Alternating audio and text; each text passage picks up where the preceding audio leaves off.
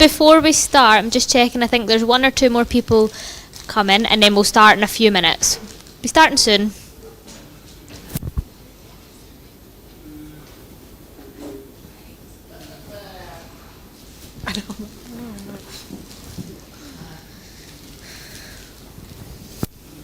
Sorry, just stand for just now.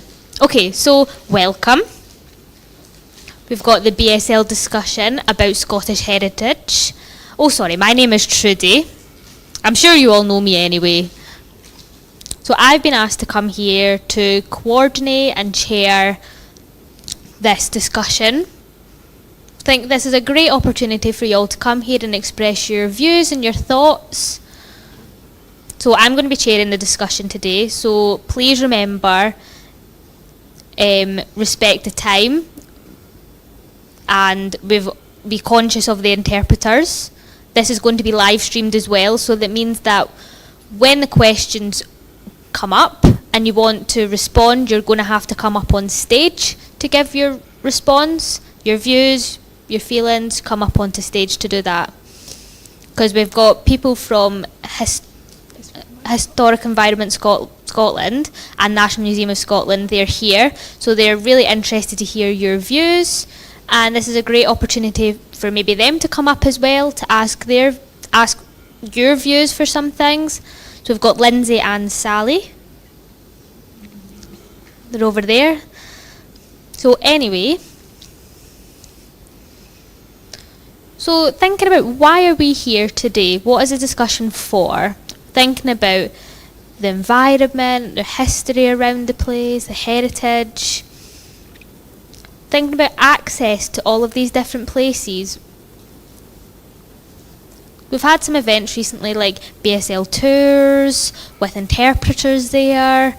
There's been some presentations as well over different topics. But we're still thinking about the future. What are the next steps? Thinking about becoming more digitalised with QR codes. So someone would pop up on the screen signing. Is that what the future is going to look like? Or what is it you want? We need your views, your feedback. It's not only for the local area of Edinburgh as well. We're thinking about all over Scotland, the countryside as well.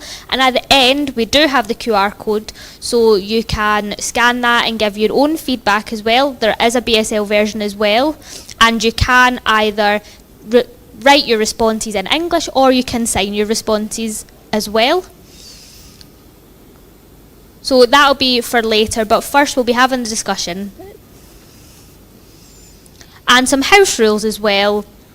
You know, if there's a fire exit or anything, please go down the stairs and outside and turn left to your hotel, to the hotel.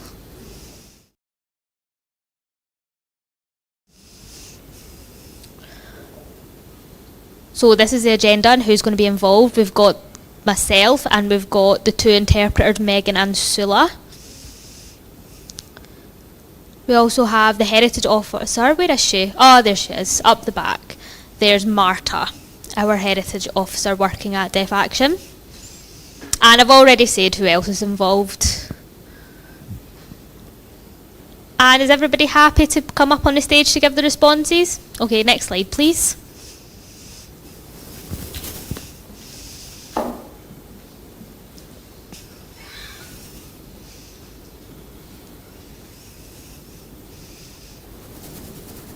So now I'm going to ask a very simple question, as you can see up on the screen. What sort of events or activities do you choose to go to mostly in your free time? Where is it you'd like to go and why? Anybody want to volunteer for their first answer? Where is it they like to go? Why? Anybody? Okay, I'll give you my answer just for a quick example. I really enjoy going to museums. I like to have a look around there, especially on a Sunday afternoon when the weather's not so nice outside. Go in, have a wee look around. I really enjoy that because we learn something new as well. I really enjoy that. So are you the same? Do you have different places you like to go? Please come up. Who's going first? Jamie.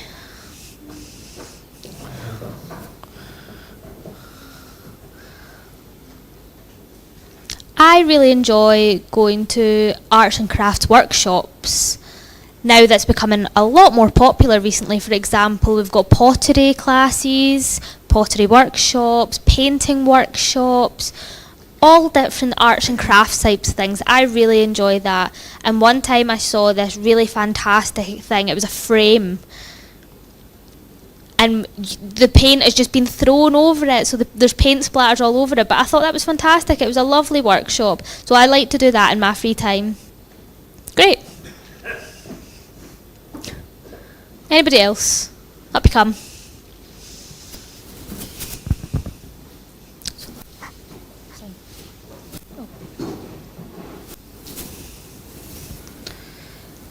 So I'm actually not Scottish. I'm from London. I'm just visiting for a wee holiday.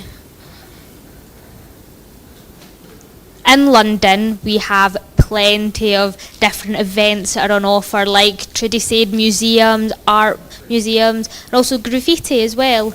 We've got different lights. We've got the new modern art exhibitions, theatre, different workshops like we mentioned, so there's plenty of choice down there for things that we could do in our free time. Like we have the Welcome Museum down in London, and they had an event that was a mental health museum, and wow, that was very interesting. It was really something different. It's nice not to have the same thing that's going over. It's nice to have things like focusing on mental health, or another event focusing on sport. Loads of different events. Because deaf people have our own taste as well. We have things that we are interested in, like, oh, I want to go to this one. Maybe I'm not so interested in this one, but oh, I like this one. So it's nice to have the variety of different things. Lovely, Trudy's saying. Oh, but I prefer it to be deaf-led. To have someone sign, we can build that report. Interpreters are fine, I'm not rejecting interpreters, but it just feels like deaf people are capable of explaining things in our own way. They can expand on things a little bit better. Anybody else that wants to add anything?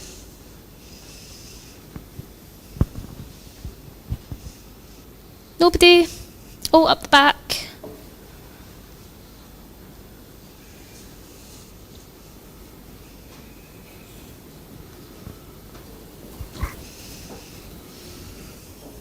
Oh wow! What a luxury being provided this lovely chair. Okay, so I really like going to museums, that's been mentioned in the past, but I really like in my free time taking some photographs. In the past, when I had some more free time, I went to museums, we read the little bits that explained about the exhibition, but some of the BSL videos didn't actually quite fit with the right time, so it really did put me off a little bit. So it feels like the BSL versions aren't accessible. Sorry, the interpreter's just clarifying.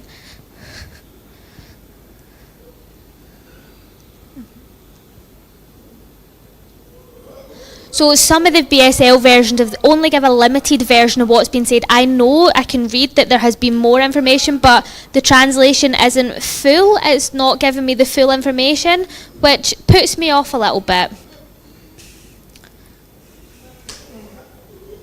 So it feels like they're not giving me the full information. Like what has been mentioned before, to have a deaf-led person, we'll get the full information in our language. So I think if we had more of that, I would like to go to them a lot more. But yeah, like I said, museums and art galleries aren't really for me, but museums, I like them. Oh, sorry, one more person wants to come up. Oh, just want to respond to what's been said.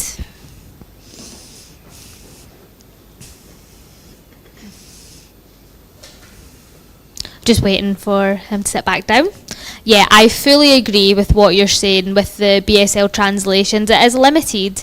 I think the limit is that maybe BSL, they try to summarise the things, which means that it feels a bit limited, but I completely understand your point. So you get the information and you get it signed to you, And when it's finished, you've got a clear idea of what's been said. And then you read what the transcript is, and you're like, that was more information than what I got assigned to me. And I'm just feel like, I'm just a bit not sure. And then sometimes you read the information, you're like, I don't really understand that. But it really does depend on who's going, if they're confident in reading English, who's happy with the limits. Do you just want the summary, or what is it you want?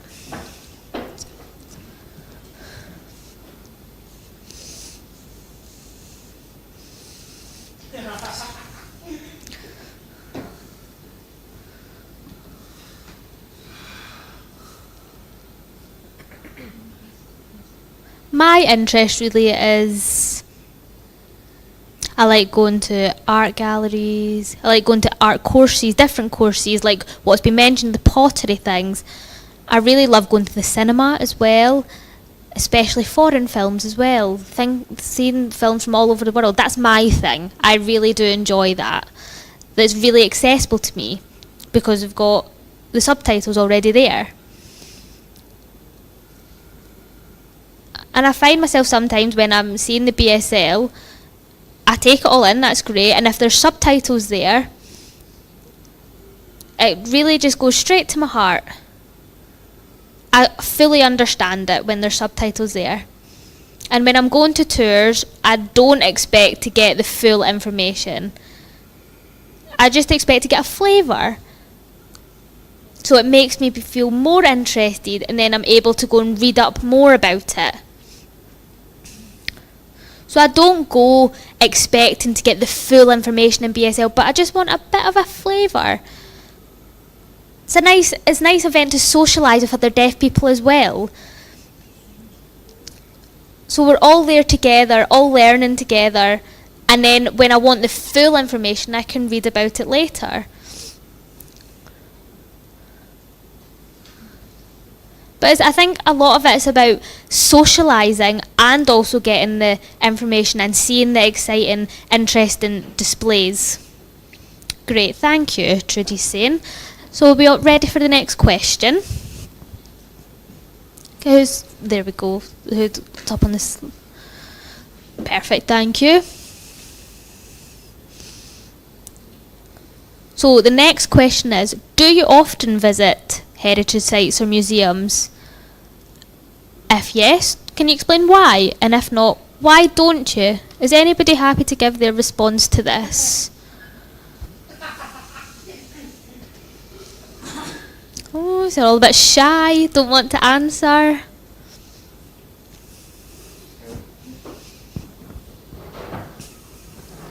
Well,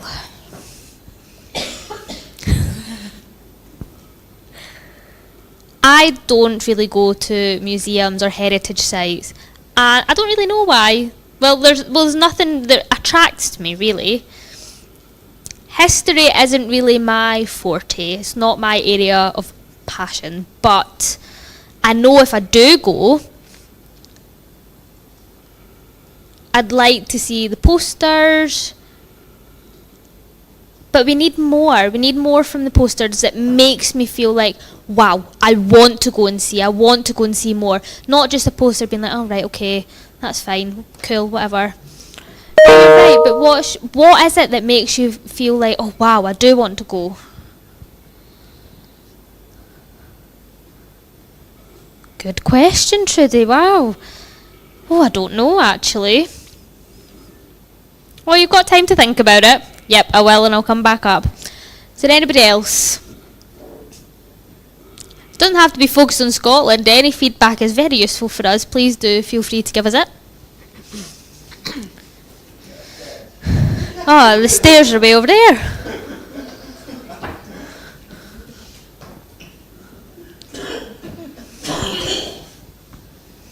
Okay, so good question. I think some deaf people are like, oh, that's so boring. But really, I'm like, why don't you come and give it a try? And they're like, oh wow, when they're actually here, they're like, wow, this is fantastic. And then they tell their friends about it, and then more and more people come. But I think it's a lot to do with the education. Some people have negative thoughts about it, think, oh, you need to be clever to go and enjoy this. But that's not really the case. It also really depends on who is given the presentation. If they're a clear signer, that really attracts people. If it's maybe someone that's not so clear, it won't attract people. So I think we prefer to know who the person is that's given the presentation, maybe a popular person. I think if it's someone that we're not too sure of, it might not attract as many people. But the question is, do you feel that you go a lot?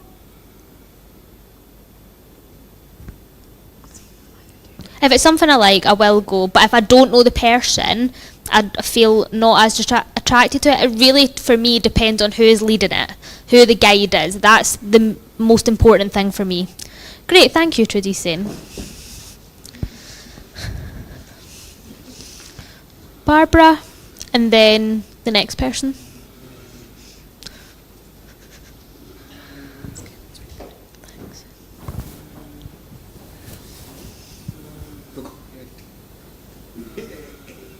Well, I'm younger than you, so...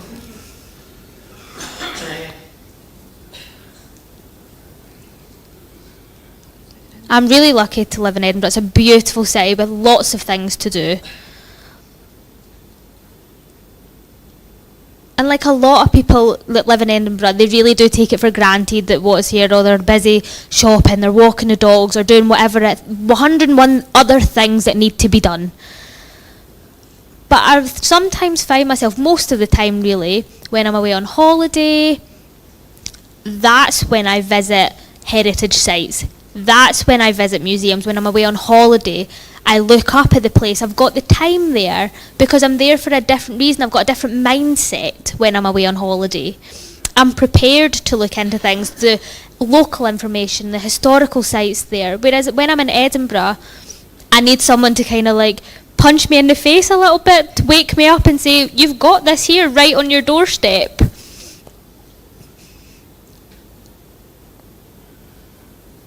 So I need prompted to go.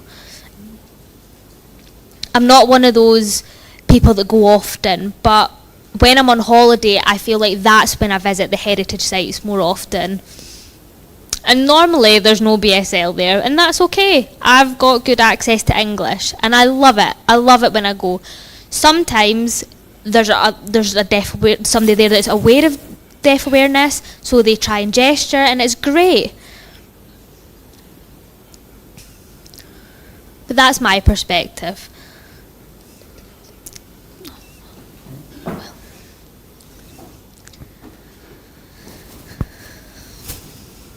I'd like to respond to that. Yeah, I feel very similar. There's a lot of things right on my doorstep that I don't have time to, but when I'm away somewhere else, I'm like, I have to do this, I have to do that, I have to tick that off my list. Whereas when I'm here, yeah, very similar to you, Barbara.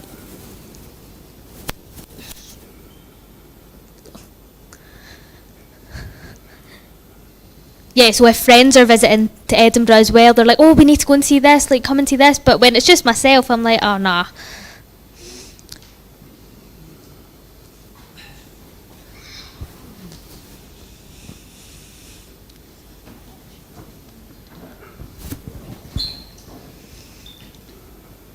Yeah, so that's really interesting, talking about museums, if we go regularly or not. For me, I don't really go to museums that often. But Edinburgh, like it's been mentioned, is a beautiful city. A lot of my friends visit and they stay in my house. And they usually ask, what is there in Edinburgh? There's beautiful museums, and I go with them.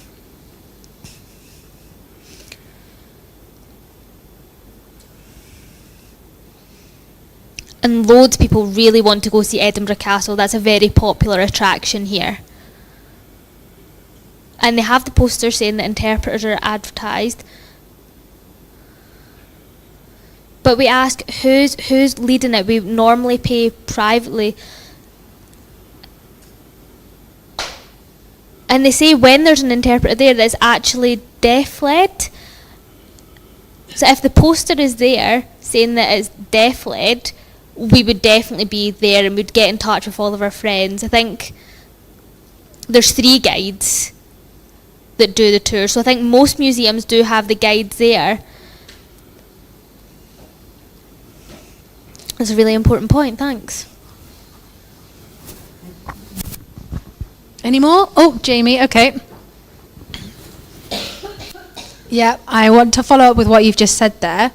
I think it's important that these posters, this advertisement, there's something missing there. For example, if an interpreter, if there's a poster that says there's an interpreter coming, but there's a picture of the interpreters, there should be a picture so that deaf people know who's going to be there. I think deaf people would like that visual. So I think I'll support that comment with what you've said. And that for me, I'd prefer if there was an interpreter who was deaf, and also that deaf people would like a visual of those photos to know who was going to be leading their tours. That's good. Thank you, Jamie.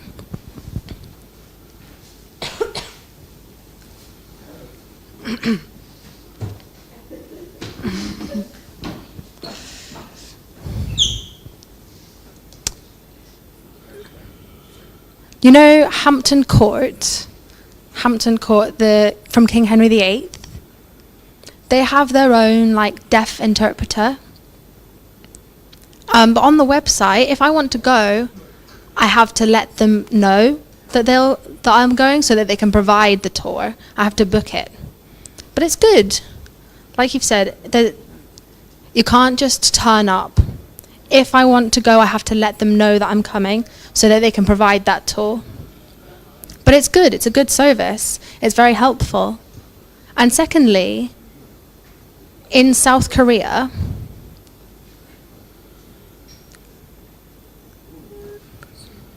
in the castle. It's a name in Korea, a place in Korea. A place in Korea, yeah. It's really hard to pronounce. The interpreter's struggling to pronounce. It's like Seoul, something Seoul. Anyway, it's the same there. They have deaf tours, and I didn't realise. But you had to let them know, and then, someone came and gave us a tour. It was very, very good, but you do have to let them know first. So maybe it's the same here. It could be the same here. Trudy's saying, yeah, that's worth thinking about, letting them know in advance. And it's the same when I went to America, in Florida. I arrived and they had information there saying, but it did say that you need to book in advance. So it is worth thinking about having a similar system here. That's useful. Are we ready for the next question, or?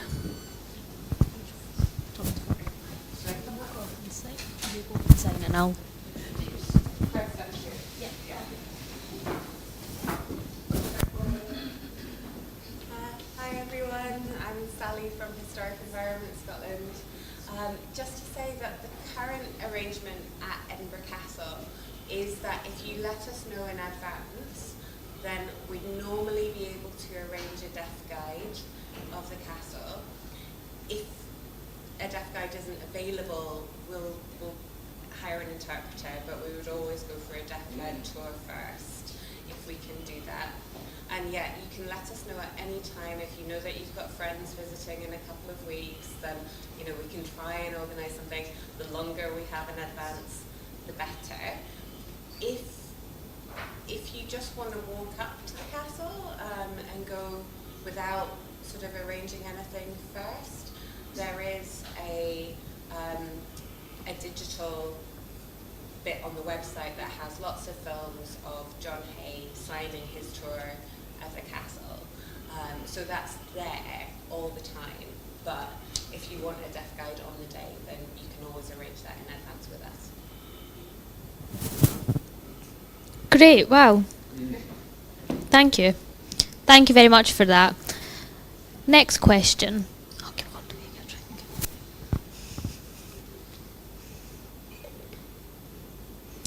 So the next question is, when you visit somewhere, what makes that place feel relevant to you? And do you feel that deaf heritage is celebrated there? Is there anything you've seen? I'll give you an example. I went to Glasgow, and they have a science museum over in Glasgow, and different museums. We went in, we had a look around, looking at the different exhibitions, and one really was great. They had the machinery there. We had a look around, and it was really interesting. They had a deaf man that was who actually made it, and I was like, wow, that's so interesting. It's so nice to see. We'd love to see more like that. Is there anything that you have had a similar experience to? Anything you feel that you relate to that's relevant to you? Or do you feel like, no, there's nothing, there should be more? Any thoughts?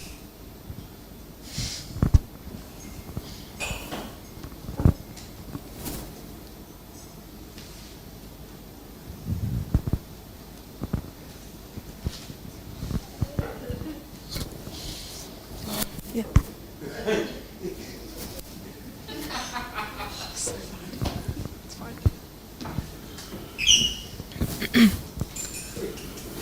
This is like an opposite. This is related, but it's an opposite.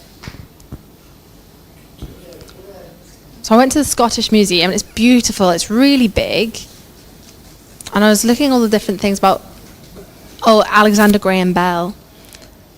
And developing, and what he developed, and lip reading. It's like an annoyance. I was like, where's the sign language? Where's the positive information? I was a bit disappointed, really. So that's one piece of feedback for you. It's kind of an opposite for what you were asking for, but that is a piece of feedback. Right, thank you. Any more?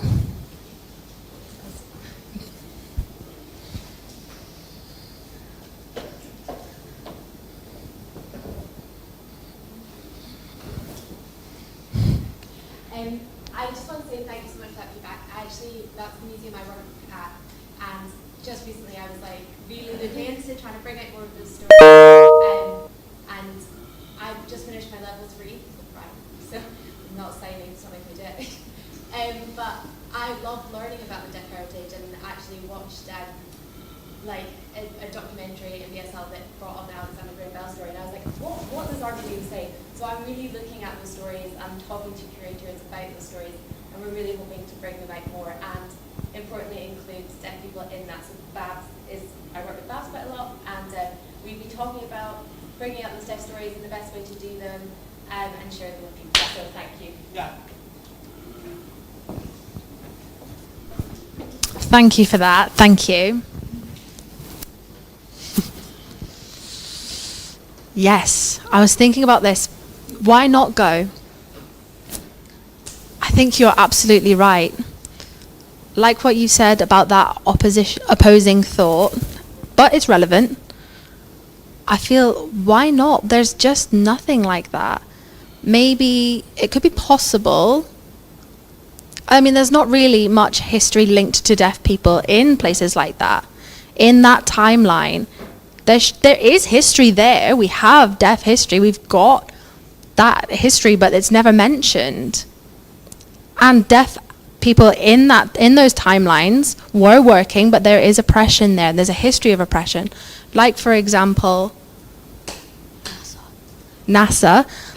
Like the deaf woman that was with NASA, worked with NASA, that should be celebrated. But at that time, there was no celebration of that. So I think maybe for younger people interested in heritage like myself, maybe we feel there's nothing relevant to us.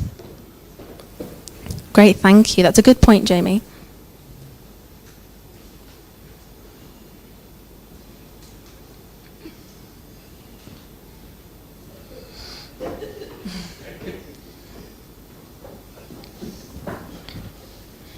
Yes, I'd like to respond to those points. I remember I loved reading ghost stories and then going to the places that were mentioned and going camping and things, buying a book linked to that area that I was camping in, reading that. And then if it was bad weather, I loved kind of telling those stories again in sign language. And people were really enthralled by that. And I loved going to the places I was speaking about and showing those. And that was really engaging. But if we're talking about deaf events, like Jamie was saying, from those times, maybe if that would be more interesting to people, if there was more relatable content. So like a deaf person leading a tour should know those kind of stories, that anecdotal stuff. And that might encourage deaf people to be involved a bit more. Any more examples? Barbara?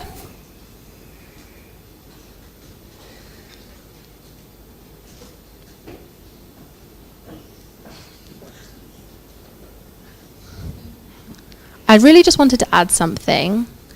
I think it would be really good if any of the museums or any of the heritage sites looked into any connections they might have with deaf history and add it to what they've already got. Like, for example, the Alexander Graham Bell invented the telephone and everything, but maybe you could provide the other side, the positive heritage link to that. That positive narrative is already there, but there's maybe not so positive, like how that influence that had on the deaf community, and that the deaf community see Alexander Graham Bell differently. And so maybe if hearing people had a look at this information that's already there about Alexander Graham Bell, and then had a look at the deaf perspective, that might be interesting towards them. Because I'm not just deaf, I'm a woman as well. I've got a disability. I've got a range of personalities and identities, and so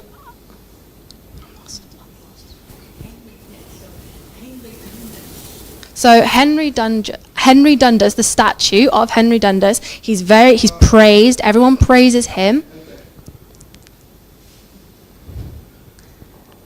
And there's a little plaque that explains that he was involved actually in 50,000 people, in slavery of 50,000 people. And so people look at that, read that, and realize that actually he shouldn't be praised. And so that's education, as well as getting the history and seeing the actual displays there. So it's not just for deaf people, it's for anyone. And I think the museums really need to reflect that, show that history, show everything that's already there, but maybe just have another little side to it as well. For me, that would be what I would recommend. That's great, thank you. Any more?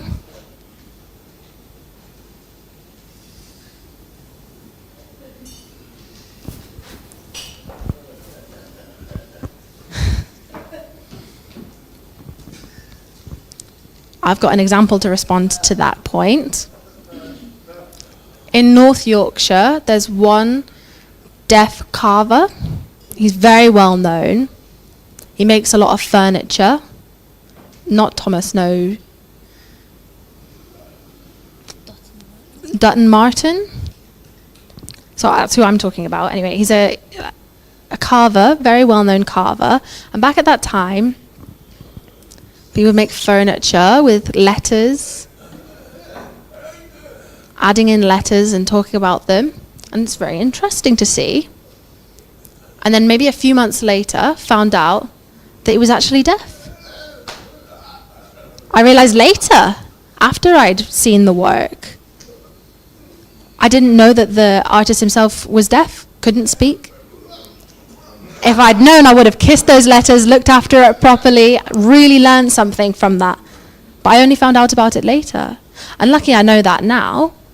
But at the time, I had no idea that information was missing. So I'd have to go back again. Yeah, so that resource was missing, that information was missing. But I thought, wow, gosh, incredible. But I had no idea that the person was deaf. Thank you. Yeah. Next question.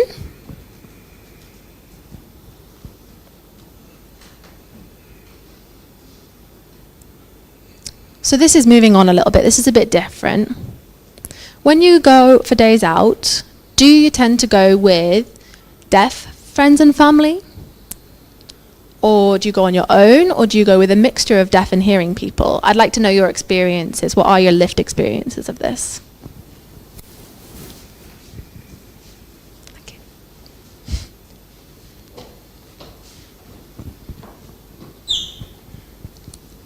I have experience, this is in London again.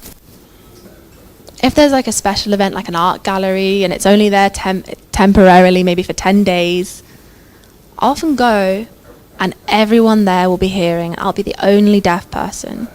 And the hearing people all want to learn sign language. And I don't reject that, but there's less opportunities for deaf people to go to these things. Oh, sorry, the tickets are sold out for an event where maybe there is BSL, but there's still loads of hearing people there. Hearing people could go on any day, but there's a limited amount of tickets for deaf people, and they're sold out.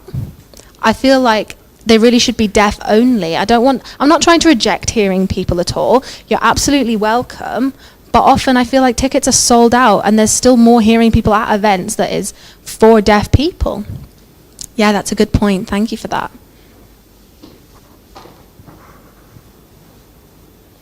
Anyone else want to add anything? It's worth thinking about if an event is for deaf people only or if it's more general. Is a tour is there, who's going to those? Is it hearing people wanting to learn sign language? Should it be a mixture of deaf and hearing people? If there's a deaf person doing the tour and then a hearing interpreter there providing access for the hearing people who are learning sign language, that's just maybe food for thought. What do you think about that?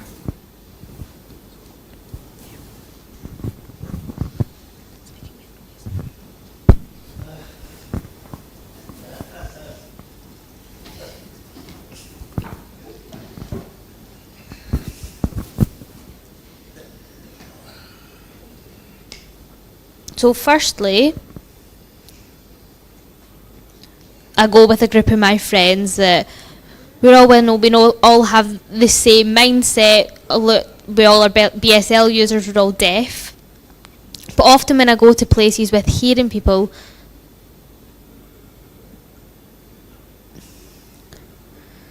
often when I go to events, hearing people ask questions, I'm like, deaf people won't ask that.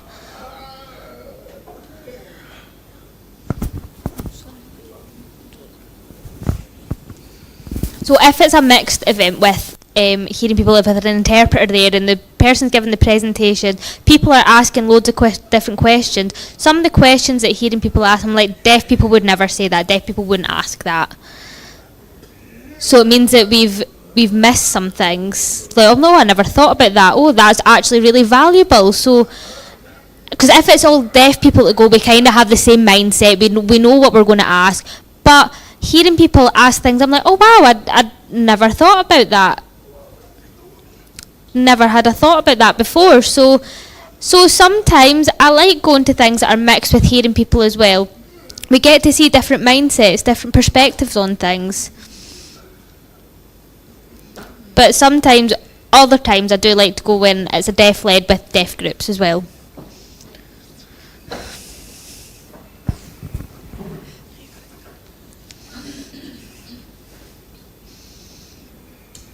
Well, that has just made me think about when hearing people ask questions, I'm like, oh wow, yeah, deaf people would never thought about that. I think that is because hearing people are hearing things on the radios, they've got podcasts, they've got talk shows, all of that where everything is asked, they can listen to that when they're driving, they're like, wow, that's a really good question.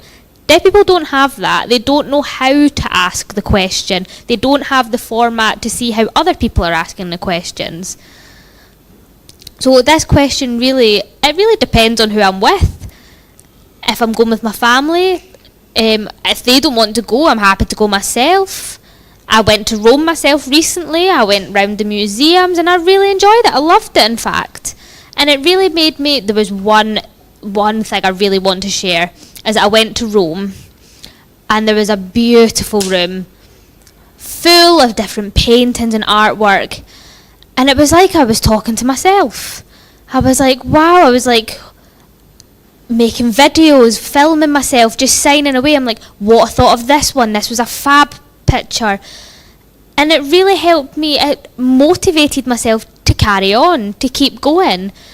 And sometimes when I go solo, it's really good to explore my thoughts. Like when I was in Rome, I had time to myself to think about all of these thoughts that I was having. Anybody else? Barbara?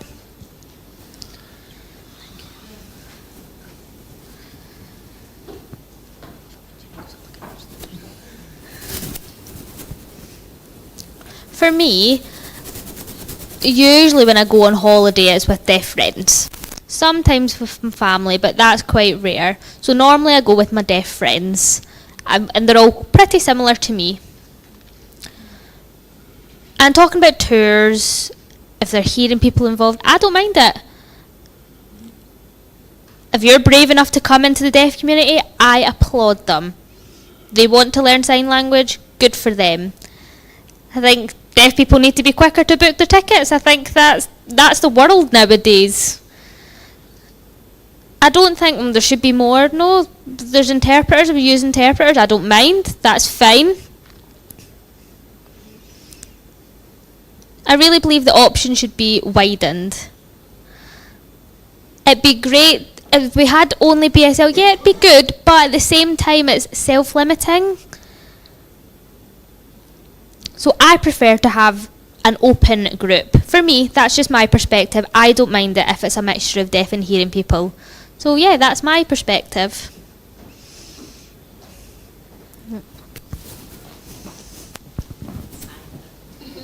I can sign level 3, but I think I'm just going to speak. Sorry, my teacher is watching. I prefer not to now, I wanted to bring my point from a hearing perspective because I think that this is so tricky and so true. So I would go for an open approach, but I have to say that while I'm really happy to attend events with the deaf community, in many occasions it happens that maybe someone invites me to an event, but then I go and check and I see that it's a ticketed event. So the hearing problem on this side is that I do want to go and enjoy being with deaf people, but I don't want to take a deaf person's spot. And this is always a problem because the problem is that you start thinking, okay, maybe there are not many events, many opportunities, and then there are limited tickets. Why should I take someone else's spot? But then in previous conversations I had with people like on this topic, someone pointed out that they found it limited. They felt that they couldn't go along with maybe their hearing friends, and they ended up going to events by themselves because of this. And I don't really know what's the answer here, but for example, my hearing experience as well, I really found it very difficult to decide, oh, should I go or not? Because then I'm like, maybe I'm taking someone else's spot.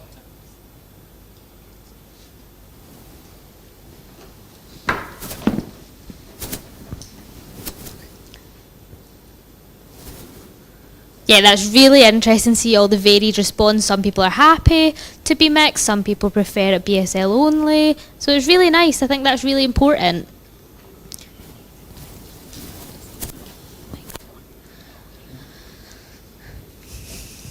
Yeah, so thinking back to what Barbara mentioned.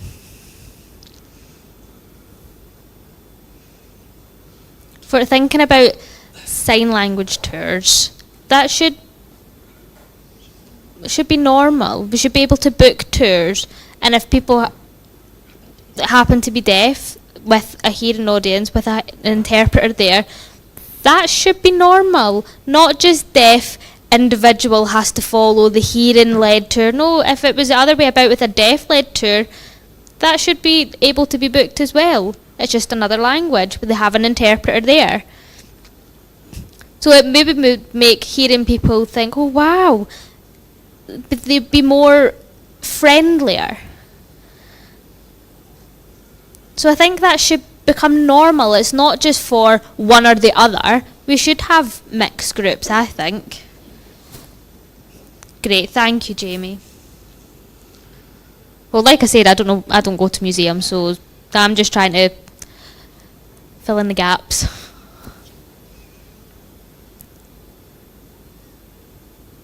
So, just repeating what's been said, it was a deaf-led tour with hearing people there. Yeah, that's an interesting point. Moving on to the next question.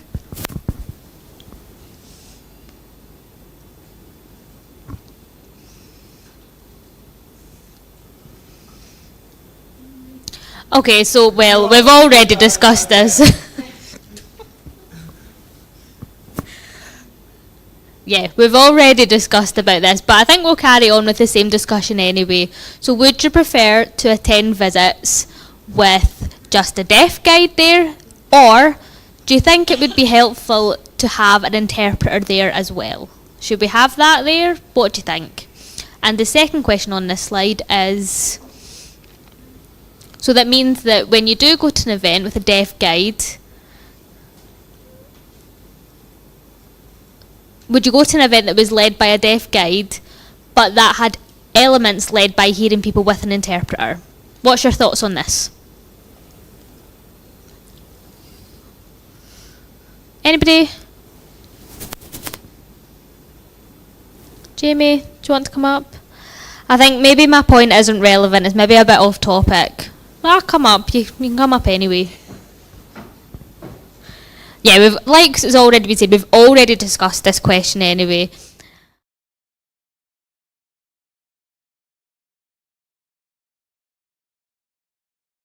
Thinking about deaf guides and deaf tour guides, we already have that.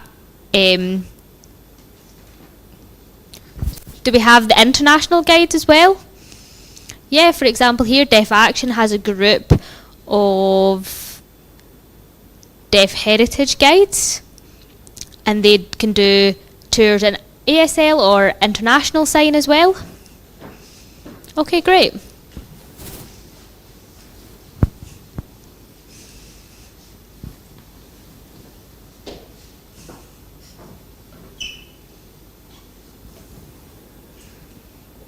In South Korea, again, we went to the World Federation of the Deaf conference.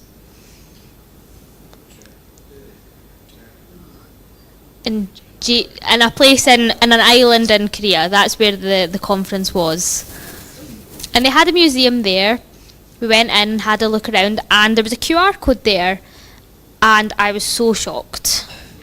They had one in Korean Sign Language, and then they had another one for international sign. And I was like, I couldn't believe it. Wow. And I was like, this is great accessibility. They had international sign there as well. And then I went back to the other place in Korea. There was, again, a museum there that had Korean Sign Language and international sign as well. It had fantastic accessibility. And I really think here we should have the same thing here, because lots of visitors come here from all over the world. And BSL is not their first language, so by having the international sign there, it means they can access it as well.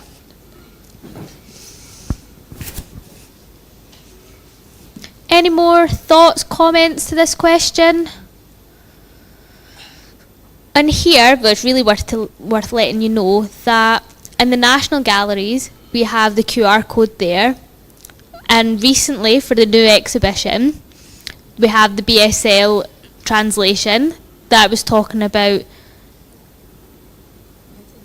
And it was really interesting to talk about international things that you've been talking about as well, because by having the two QR codes, we could have ASL and BSL. So we did have ASL and BSL, but there was no international, because international sign is not a recognised language. So the QR codes are becoming a lot more popular now.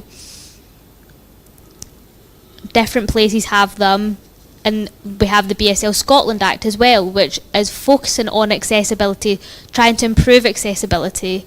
So international sign, maybe in the future that's something to consider. It's really important that we brought it up.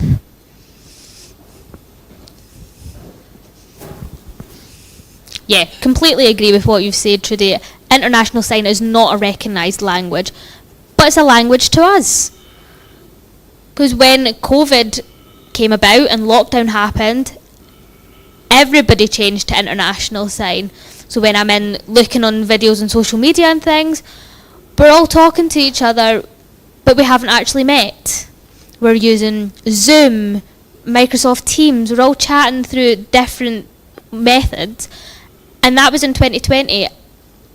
And for example, thinking about the sign for women, it's changed sign, but we've created that. We created those signs that we all understand, as a language that we all understand. But we try to avoid ASL because that is focusing on a specific group. I don't understand ASL, American Sign Language, but with international sign, I'm comfortable with that. It's clear for me. I can understand it.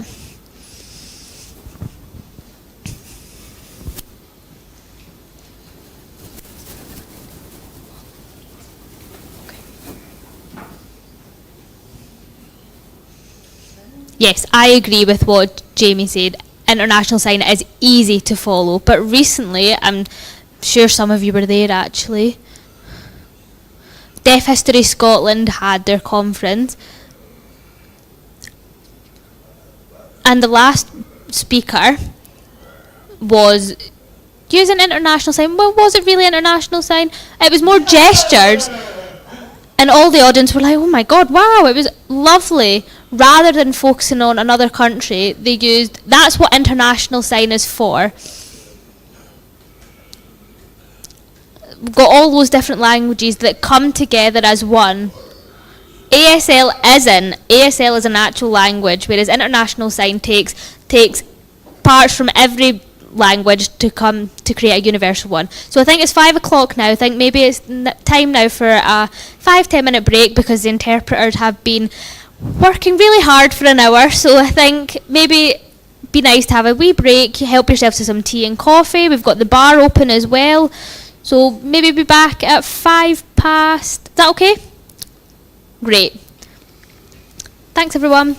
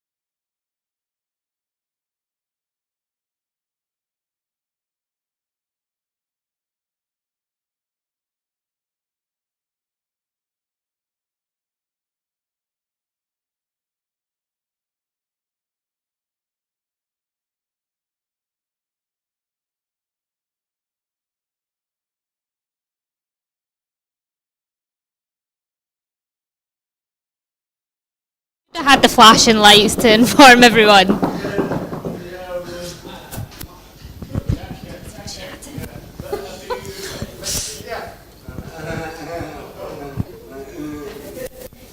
Ready?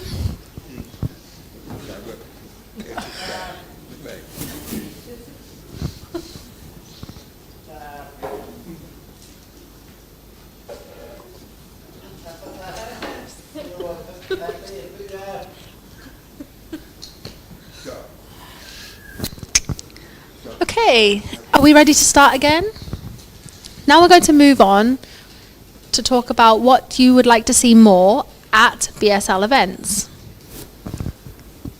For example, drama or storytelling, what you would like in terms of social spaces, and visiting exhibitions, interactive workshops and activities, presentations or tours, talks, anything like that, or anything else that comes to mind. Does anyone have anything they'd like to share about that?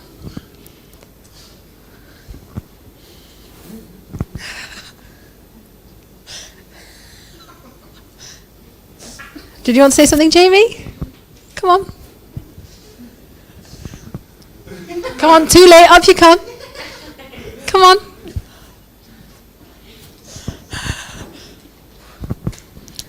I think maybe like cabaret performances. Cabarets.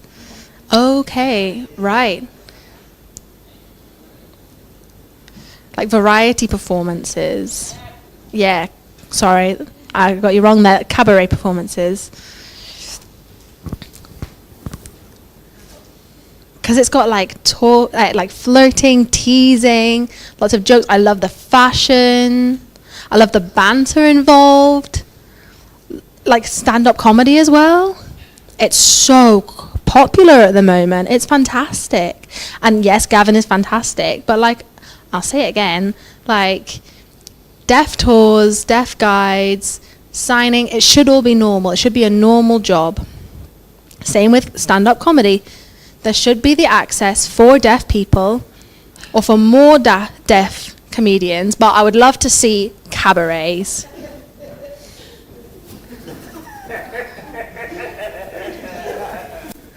Anything else?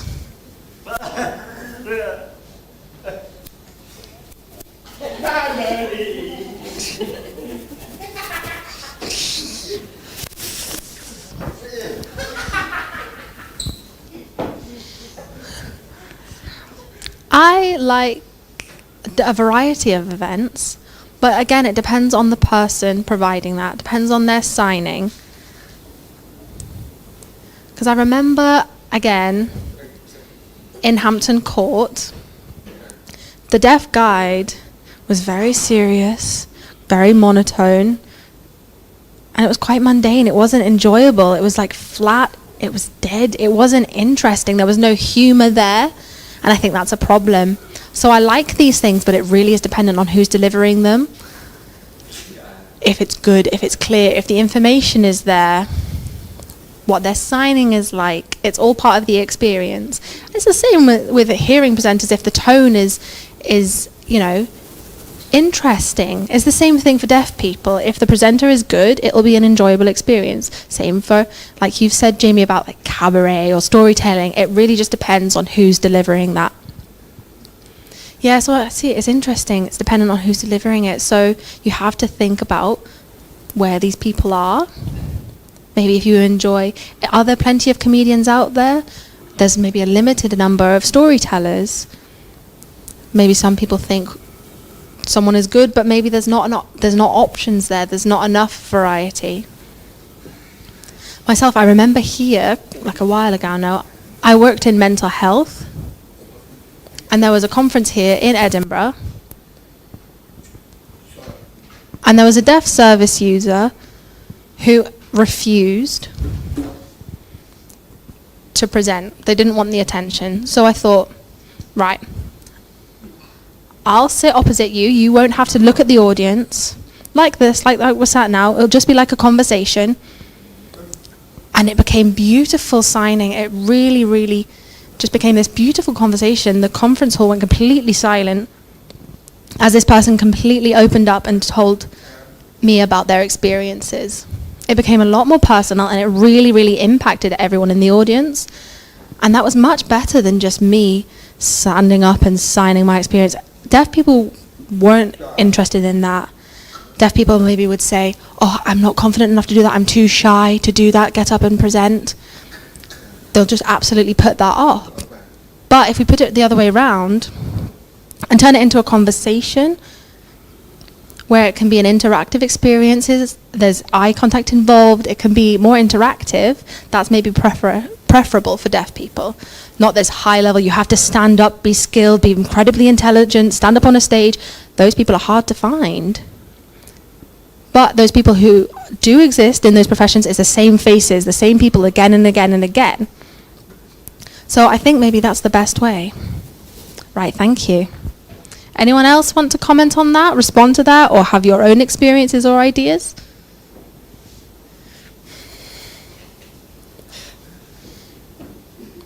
I'm going off topic. This is not relevant. This is relevant to what you've said, Herbert.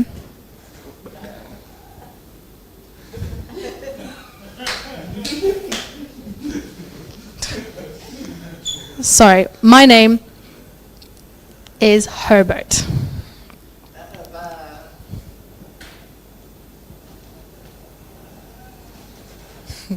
And this is my sign name. Right. Lovely to meet you, Herbert. So, Herbert, okay. Linked to what you were talking about in terms of signing and the importance of that and it being engaging, I think some deaf people are frightened. They feel that there's a pressure to be perfect. They maybe want to sit on their hands. But I think really we should encourage everyone and give people an opportunity to try something. And they might find out, I can do it. I just maybe need to polish up a little bit, polish up on my confidence. But it doesn't matter if the signing's not quite there or it's fantastic. I think really we just need to give the opportunities, give the training, the workshops, the experience. I feel like that's so important. Because so many people will say, oh, I can't do it. But it's because they've never had the opportunity. But hearing people have so many opportunities. There's these, radios, podcasts, all these kind of things that hearing people have access to, but there's just not there for deaf people. Right, yeah, we need to provide the training. Yeah, Trudy, you can do it. You can do the training. But Brian, you're the teacher. Come on. Maybe Herbert, are you a teacher? There we go.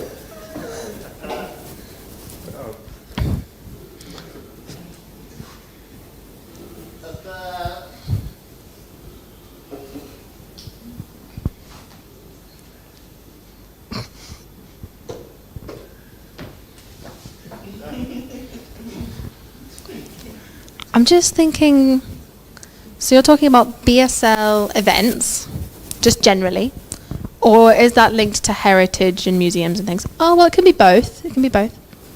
Right, it can be just general, whatever your thoughts are relating to this.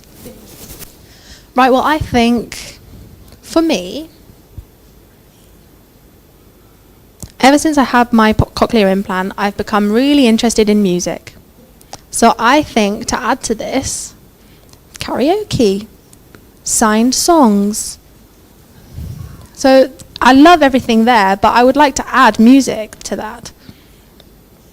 And museums and exhibitions, I do think that we need to be more aware of what is out there in terms of sound. Because sometimes maybe experimenting with switching off the sound, switching off those audio experiences, and maybe that'll change things for those experiencing it. Or maybe sometimes it should be left on. Maybe tours should include sound, if there's sound there, and then deaf people might become aware of those as well. So I think that would be useful. So I think integrating music into that and sound should be an additional component there. Yeah, that's a lovely comment. Yeah.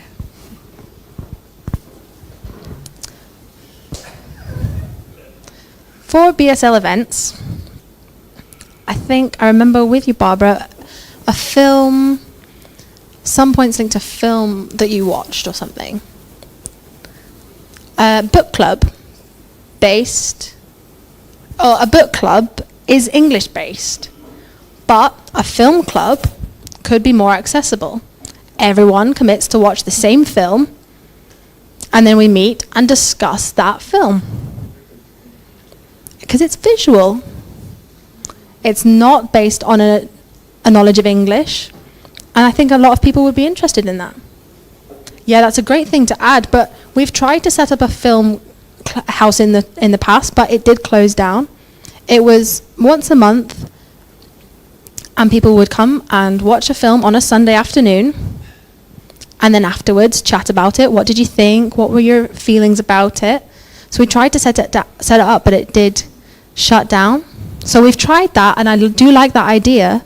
But if, for example, we started setting it up, we could watch Titanic. And I would have questions about what would you think? What did you see in the background? Like, what stories did you see in the background? What's the background information? What are the details in the film? Or did you see the part in this? What did you pay attention to the timeline? And you might think, oh, I never thought about that. Or you might think about the story altogether. You might go in depth, might go into the costumes. Maybe they were fantastic. That's why I like the idea of a film club. Yeah, no, that's a nice idea.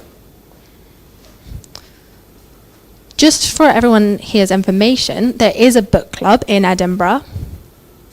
It meets on the last Thursday of every month. So if you're interested in joining that, they have a Facebook group that you can join and come and join their discussions and discuss the book that they've been reading that month. If you're not interested, that's absolutely fine. But just to let you know, we do have a book club here in Edinburgh. Is there anything else that you wanted to add on this? If not, then I've got something else I'd like to see, and that's dance. I think it's lovely seeing rhythm, and I think there are lots of deaf dancers. Deaf people can access music too, so I feel like that should be integrated as well. It doesn't have to be BSL only. I think it could be more general. Lindsay, did you want to add something there? I don't mind. It's a question.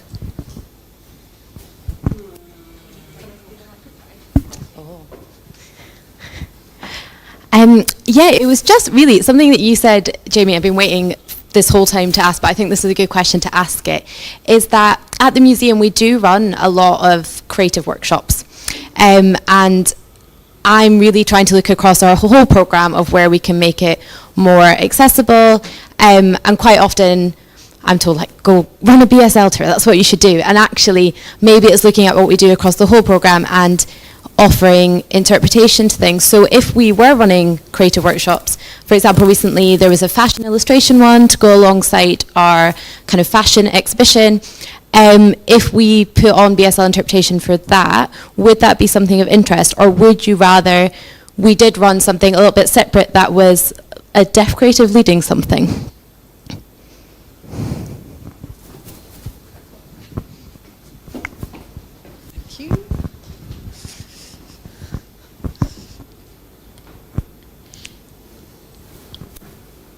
I would just like to say, how do I say this? If there's an event and it's an interpreted event, Don't just book an interpreter if deaf people are coming. Like, for example, at the cinema. Like today, I can't go today, I have to wait for that date, or I need to wait for that work. Same with the workshop schedule. Don't expect deaf people to come just because the interpreter's there. That's fine, I'll take it from now anyway. That's a really interesting point that you've just made there, Jamie. The problem is that we're seeing as the issues with advertising. Everybody sees things on Facebook, social media. Not everybody sees it. Some people don't have social media. So how do we reach those people that don't have it? And that is the big challenge nowadays. So organisers think, they don't really think about deaf people. Unfortunately, deaf people didn't come. Because a lot of people don't have social media. So how do we get in contact with those people? So yeah, that's really, it's not easy for the marketing department. We're like, oh, nobody came. Right, well, maybe they missed the information. Maybe the information didn't reach them. But it's a good point that you brought up there, Jamie. If we're interested to go, it doesn't matter. It doesn't have to be a deaf group. We could go with other people. And when I come, they're like, oh, wow, the interpreter's there for us as well, not just for the deaf person. And they can learn something new. We can learn from each other. We don't want it to become a deaf-only thing. We want it to be general. We want to have that open discussion with other people. Maybe your views are a bit different, but if you have a comment or in response to that question, please do come up and share. Okay, so next question. So now we're talking about technology.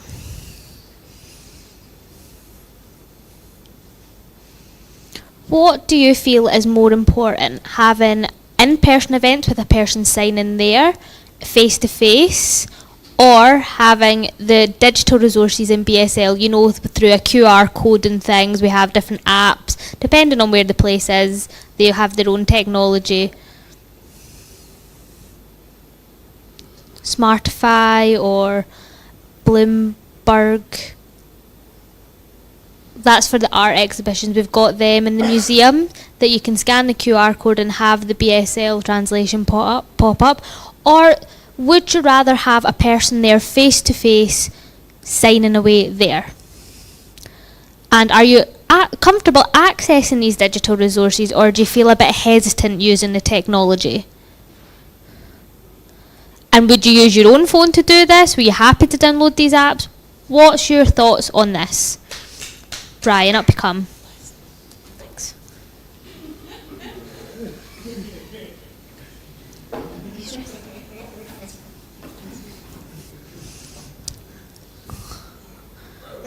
Oh, really? I was going to respond to Jamie. Okay, well, for this one, it really depends. For example, if I'm planning to go to a place in Glasgow or wherever, it's a last minute organisation, we go, and I'm like, okay, right, what do? Get there. The museum, for example, if they have the access there, then I can use that myself. But if it's an organised event, I'm going with my friend, I definitely would prefer face to face. So I think I can use both, but again, we need the equipment there. So thinking about Parliament, they've got the things there, but they didn't have that years ago. Now it seems to be, yeah, that time they had the things there, and I was like, wow, they had someone, it was really dark, the signing was really dark, and I was like, oh, that's not good. It really actually put me off. So if we have the equipment there, it's great, but again, it comes back to who's signing and what that looks like. And if I'm myself, I do prefer using the digital things. And are you happy to use your phone? Yeah, I'm fine with it. What's the problem with using my phone? Well, some people aren't comfortable using technology, so that's why I'm asking. If you're happy, then that's fine. Well, at Scottish Parliament, it's their thing. I explain it that I'm deaf and they give me a device and I follow that. So maybe that would be more comfortable, but they've got the QR codes there and they're pretty straightforward to use.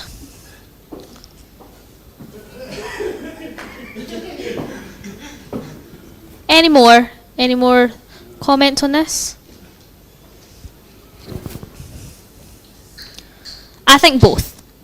We need both. Because we're in the 21st century now. We're in the technology era now, aren't we? My parents, they are very old fashioned, and I've said to them, right, come on, you have to learn, you have to adapt to the current situation. You need to work with us with the technology. Mum's like, what are you on about? And I'm like, come on, try it, have a look. I'm like, you do this, you press that. And she's like, oh, I forgot. So I'm like, right, sit down again with me. Please use it. So that means that you've got access. So I'm encouraging them. I'm always encouraging those people, the older generation, I would say, who don't have a phone. I'm determined to get them to learn how to use it. It's okay if you forget it, but we can teach you again. You can use your phone. And again, in face-to-face scenarios, I would always pick face-to-face first. That's a priority for me.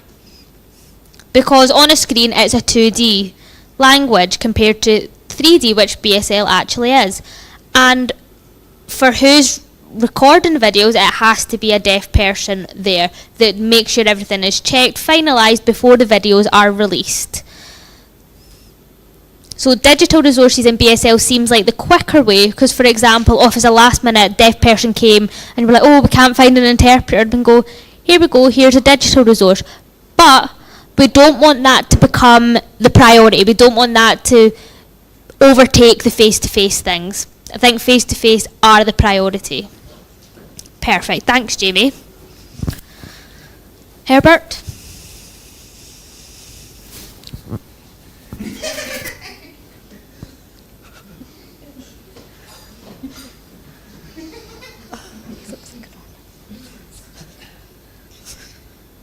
Okay, so we're forgetting about those people that have ushers.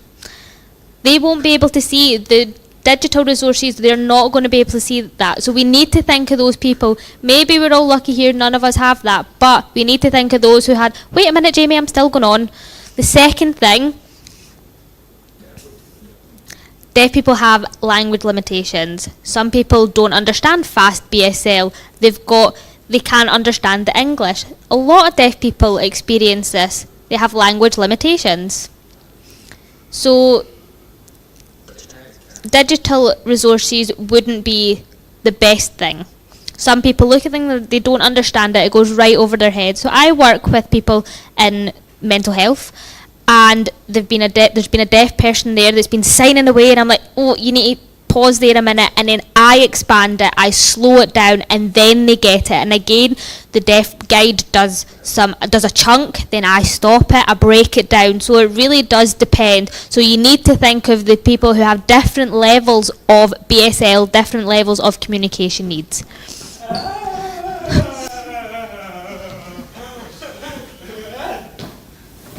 Thank you very much. Barbara?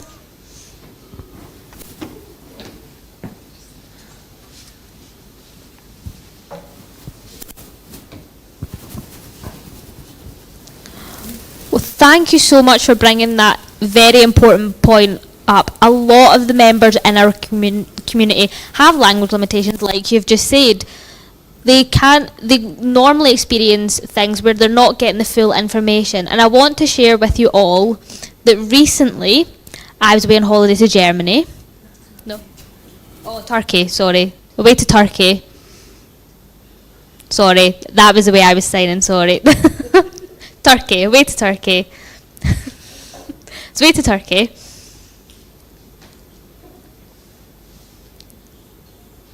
And I visited Ephesus. Visited that place. It's an old city with loads of different buildings. Beautiful, honestly, marble everywhere, stunning. So we went there.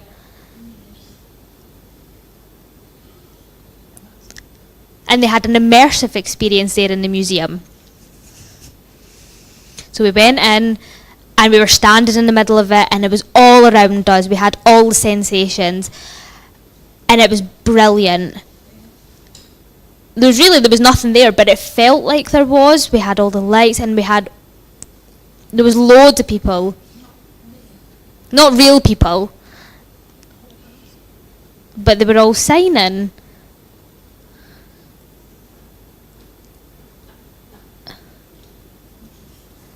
The immersive experience, it was digital, it was a digital person.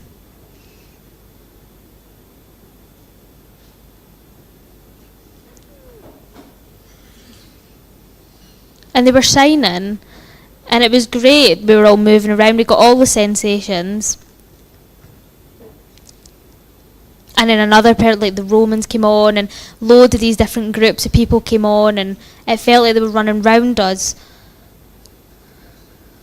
But it was really interesting that sign language was part of the immersive. So I'm not saying that the castle has to change everything and the museum has to change it. I'm not saying that, but that immersive experience was fantastic. It was lovely. but it made me think that where are the other deaf people? And speaking about options, well, you're never going to please everyone. It's impossible. Some people are going to prefer one option, other people are going to prefer another option. But try and do as much as you can. And I get your point about just bringing an interpreter in, but it's expensive. We can't do that all the time. The museum's going to have to pay an interpreter, and if deaf people don't come, then they're like, oh, well, why am I here? The interpreter's like, why am I here? Nobody came. So yeah, I think it's really important to let the museum know in advance if you do want to come, so they can provide an interpreter. So I think Deaf Action could play a bigger role in coordinating what needs to be done. I think we need to work more closely with each other. So that means that deaf people should be more responsible to make our own plans. We can't just feel free to turn up. Well, there's the English there, there's the QR codes.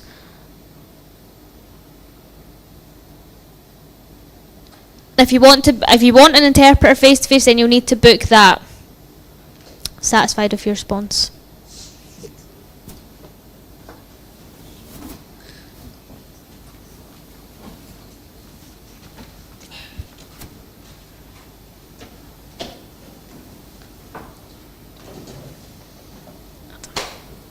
Okay, so this is a really interesting question.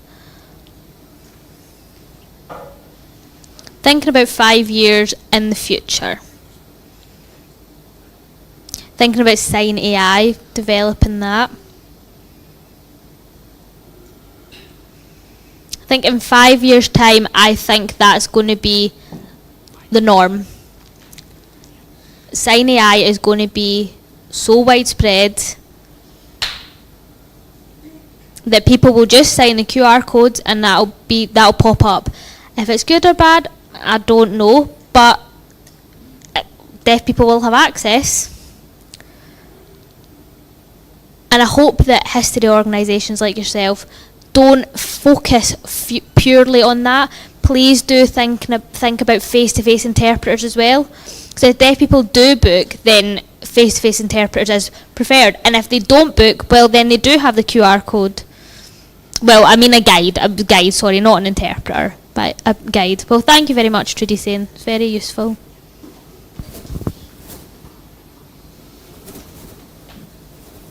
Oh, one thing.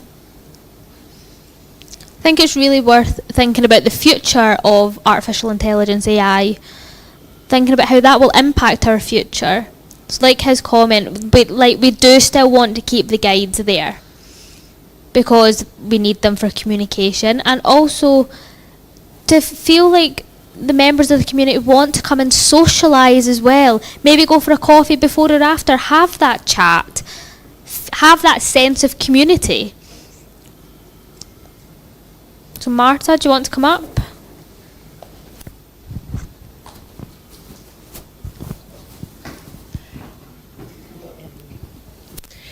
So in connection to what Barbara was mentioning before, I wanted to say that in the faction in general, we are really trying to tackle the heritage environment, and probably, I mean, we're very grateful that you're here today, because the best way for us to do this is to start from a collaborative approach and conversation, which can be done with the community, and having also museums and cultural bodies at the table and see which kind of role we can play.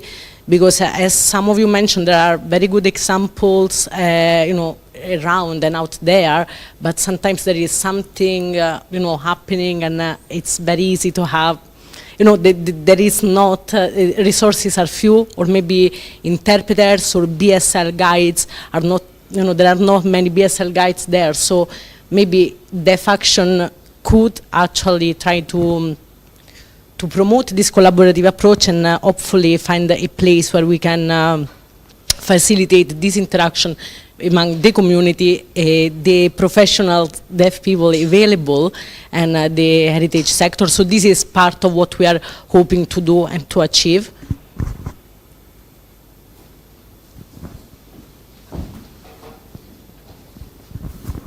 Great. Sorry, was there another? Just to say that all your feedback on this question has been particularly useful, and as Marta said, we are all talking about trying to put together some kind of project where we can train more deaf people to run events in the way you were saying about confidence, like to provide that support, provide that training, teach people about our organisation so that it can be deaf-led, and maybe create a really strong pool of people that are confident delivering tours and know how to do them in different spaces. So we're really keen to do that at some point, and we are talking about it, and would love your thoughts and input on that as well. But specifically on this, we're really keen to have both for that exact reason, so that if you turn up to the museum, you can get some content in BSL and get the information in BSL. We're not going to stop doing our in-person things because we developed digital. We know how important it is. But is there anywhere that you've been that you were particularly impressed by the quality of the digital that was available on site? Because if we create something, we want to make sure it is quality and not, like you say, someone's signing on a bad background and it's hard to understand. So any really good examples or any organisations that you know that have done really good quality BSL translations, we'd love your feedback.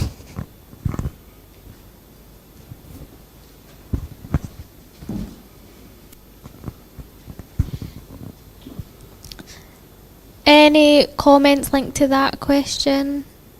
Is there anywhere that's been great, or the opposite of that, in fact, is anywhere that's not been good? So I was thinking about another company actually. So Deaf Action do a lot of translation work, of course we do, but there's also other companies out there like Solar Bear. They have a lot of good examples of translation work, and they also have Felix, someone that works there, who is in the marketing team, is in touch with a lot of companies, happy to provide translation. So maybe it'd be interesting to explore their work, see what they can do.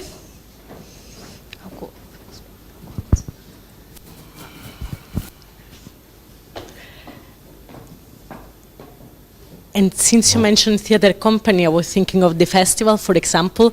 This year we had the opportunity to have C21, and they brought some creative subtitle, and that was amazing, and I wish we could see more of that, because it was, I think we're mainly strong where there was some stream of consciousness. So the way the subtitles were coming up on screen was really reflective and embracing what and how was going to be said on stage. And I don't know, probably it would be a good time to start exploring that. Obviously, there are different needs to be covered, as well as in English we have, for example, English tests and easy read. We could maybe work on a similar scale. But yes, I mean, I personally hope to see more creative subtitles, because those were really adding something more.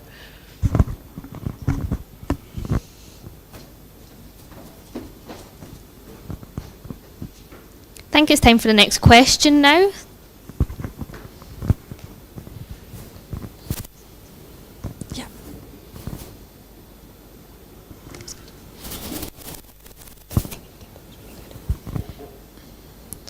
So, what do you feel is more important? Having options in terms of events, or having events in lots of different places? Or have you thought of a place that you would like to visit but haven't had the opportunity to yet?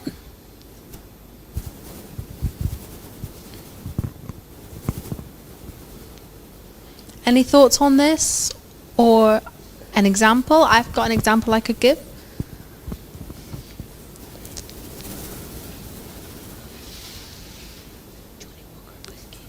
The Johnny Walker Whiskey tour, they provide tours. So you can go there and explore that place, and you can book it. So I'm thinking of examples. Is there anywhere you'd like to go, anywhere you know has experiences like that, and you'd like more like that? Or is there anything you'd like to add, Lindsay? Yeah, I was just going to add. Oh, sorry. Getting ahead of myself. Sorry, Jamie. It was just to add that although we're obviously here from Historic Environment Scotland and National Museum Scotland, we do talk to lots of other organisations as well, and lots of other people are really interested in hearing what we find out, and we're going to share this with other people as well. So don't just think about our sites that we have. As Trudy says, please do think broadly, because we will try and share it with anyone. If we know someone that works in that organisation, we will pass it on if you're interested in going there. I suppose just to add to that as well, obviously Historic Environment Scotland's a massive organisation, and you definitely won't have the list of all the sites that we operate in your head. So we have 335 sites all around Scotland, some of which have members of staff there, some of which are just sort of free in the landscape. It might be a standing stone or a bit of carving or something like that. So yeah, anywhere around the country that you think of that you'd really like to go, or that you'd like to know the stories of, it would be really interesting to hear that.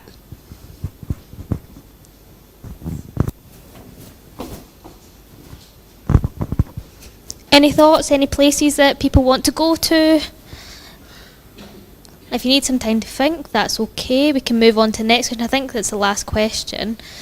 And if you do have any thoughts, you can come up. Sorry, no, I think there is one more after this, actually. So the first question, we'll cover the first one first. So, how do you think you're most likely to find out about an event? Is it through social media? Is it through your networks? Does someone pass it on through word of mouth? How do you find out about events? And then we'll speak about the second point afterwards. Or if you want, we can add it now. Are you happy with costs? The costing of things? I know there's that thing of def expect everything free, but do you have any feedback on that? What are your thoughts? Sorry, I just came up without putting up my hand. That's so rude. It's your stage, Jamie. No, it's okay. We'll share the stage. So link to the first question. Yep, it's social media. And making sure that it's put in all different kinds of groups. So like WhatsApp.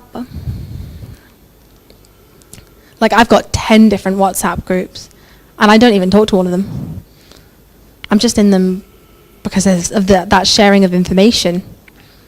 And plus, again, sometimes it's worth, like, posters, flyers, word of mouth. Those are still valuable.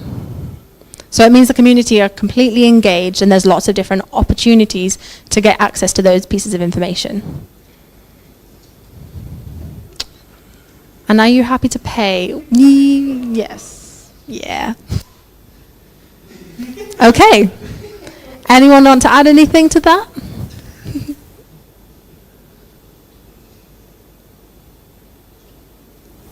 Are you guys happy to pay to go to events? Or do you think, oh, if you don't want to answer that question, that's absolutely fine.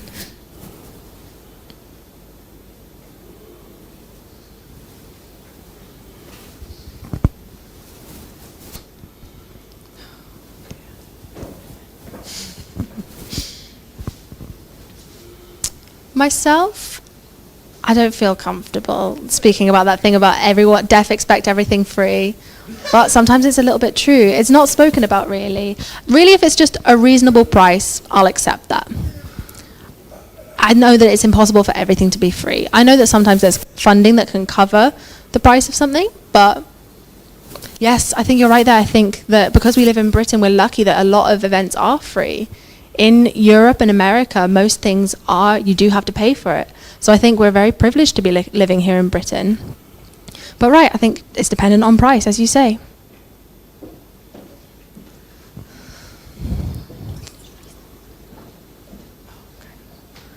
Linked to the second question, I think you're right. I think it's reasonable to pay.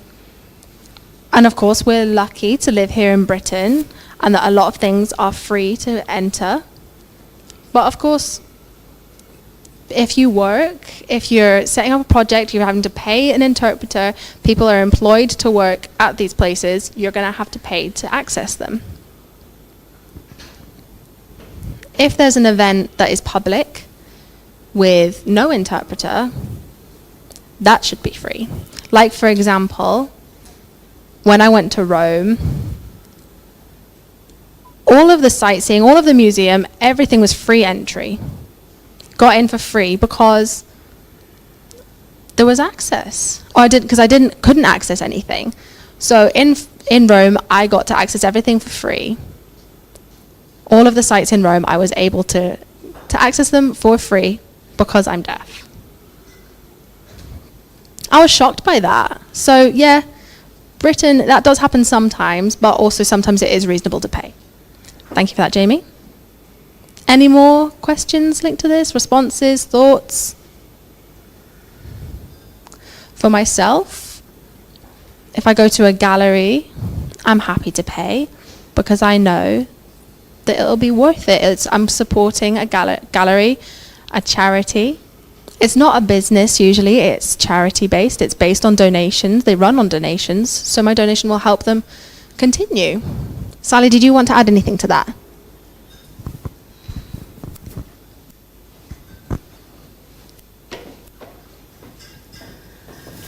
It's actually just to pose a bit more of a question about the first question. I was just wondering, I know that Facebook's kind of gone out of fashion a bit over the last couple of years. So Jamie mentioned WhatsApp. I was just wondering what everyone's using. Is WhatsApp the best way? Instagram, different? What are you likely to see an event on?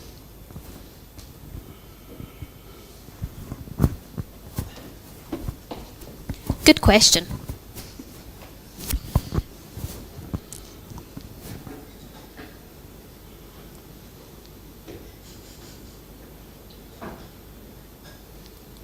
I think for me, if I want information about a deaf event,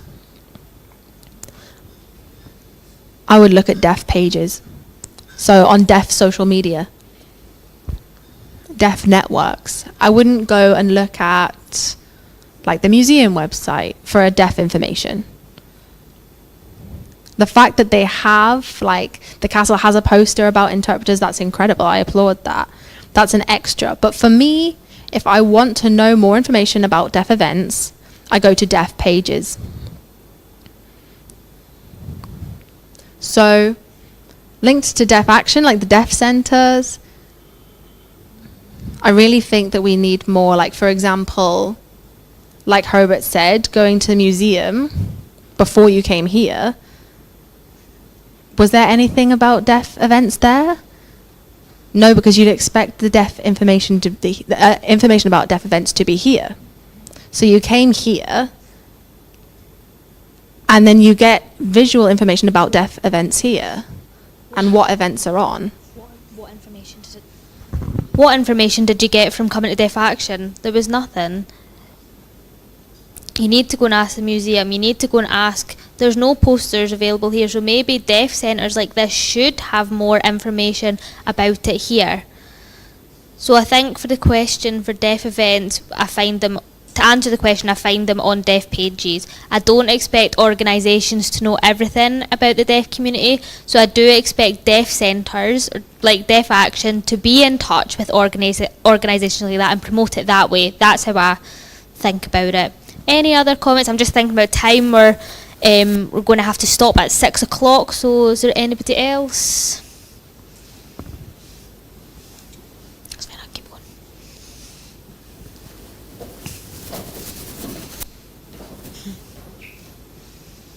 Hello, I'm from London. I'm here for my holidays. So I thought I would just grab this wee leaflet. And shockingly, they have a BSL thing with dates, and the next date for a BSL show is December 16. Unfortunately, there's nothing now when I'm here. So I know every museum has something like the QR code. Like the QR code, they have that. They can scan them. Hopefully that will help. But now I'm here, I can go and have a look. So hopefully museums do have something that has BSL access, it has sign language access. So hopefully there's something, at least something there. Yeah, that's good. The Scottish exhibitions, yeah, they have QR codes. That's a new addition. Yeah, and it's normally publicised on Facebook, Twitter, loads of different social medias. But the best thing for me, the BSL Scotland page, it comes up with loads of different dates. If it was up to me, but I'm not sure how many deaf people know about the information, how to access that information. That's a problem. You need to think, you need to kind of use your common sense a little bit. Look around different places. But this is good. I like this one. Thank you. Okay, so I think now the time is up. So if you could all please, it's all the same questions that we've already went through, but can you please have a look on the QR code, scan the QR code and answer them like that. You can sign the answers or use written English, but quickly I think we'll have the last words from Lindsay and Tally to think about their hopes for the future before they leave.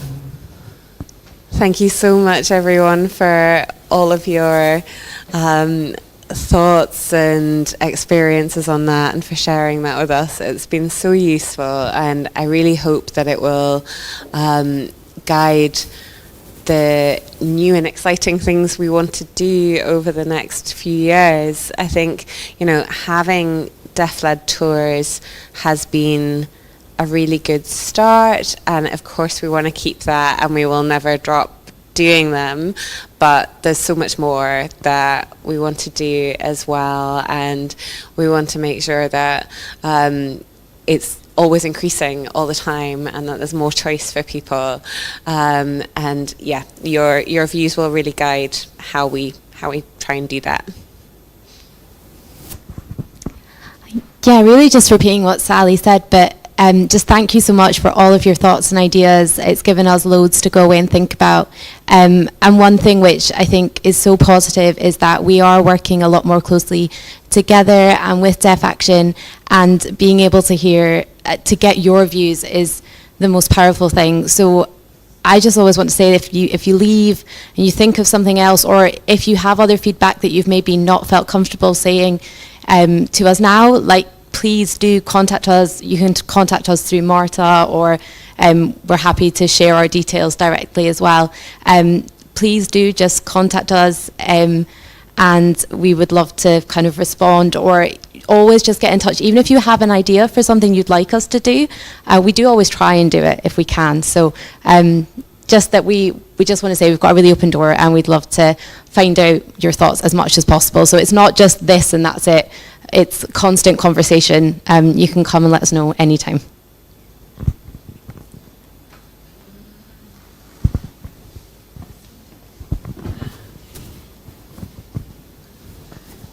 Lastly, the most important thing of all, we have to say a massive thank you to everybody for coming here, of course, tonight. You've been giving all of your feedback, your thoughts, your views. You've been sharing all of those to try and make the world a better place for the deaf community, which is great.